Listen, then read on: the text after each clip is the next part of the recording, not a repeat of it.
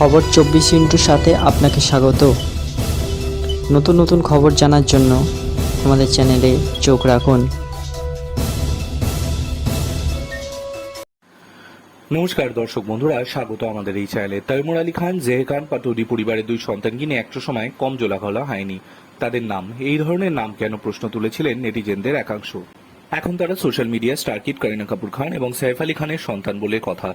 অথচ এই দুইয়ের গায়ে নাকি বইছে রবীন্দ্রনাথ ঠাকুরের রক্ত। ঠাকুর পরিবারের সঙ্গে রয়েছে গভীর যোগসূত্র।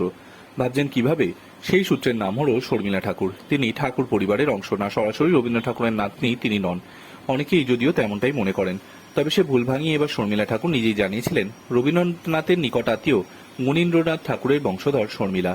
রবীন্দ্রনাথ ঠাকুররা একটা সময় ব্রাহ্ম ধর্ম অবলম্বন করেছিলেন, কিন্তু গুণীন্দ্রনাথেরা ছিলেন ব্রাহ্মণী। সেই সূত্রেই শর্মিলার সন্তানদেরও শরীরেও বইছে ঠাকুর পরিবারের রক্ত। সেই সূত্রে পাতৌদি পরিবারের অনেকেই গায়ে বইছে এই ঠাকুর পরিবারের রক্ত। সোহা আলী খান থেকে শুরু করে সাইফ আলী খান, সারা আলী খান, ইব্রাহিম আলী খান, তৈমুর আলী খান, জেহে খান প্রমুখের মুখে শোনা গিয়েছে বিশ্বকবির গভীর সংযোগ। যদিও সেই প্রসঙ্গে তাদের মুখ খুব একটা খুলতে দেখা যায় না। কেবল কয়েকবার শর্মিলা ঠাকুরের মুখে শোনা গিয়েছিল এই না জানা কাহিনী। পরবর্তীকালে শর্মিলা ঠাকুর বিয়ে করেন পাতৌদি পরিবারে। ধর্ম বদল হয় অভিনেত্রী, ইসলাম গ্রহণ করেছিলেন তিনি। আয়েশা বেগম হয়েছিল তার নতুন নাম, যদিও নিজের নাম কখনোই পরিবর্তন করেননি শর্মিলা ঠাকুর। তাই আজও তাকে এই নামেই সকলে চেনে। Bureau report.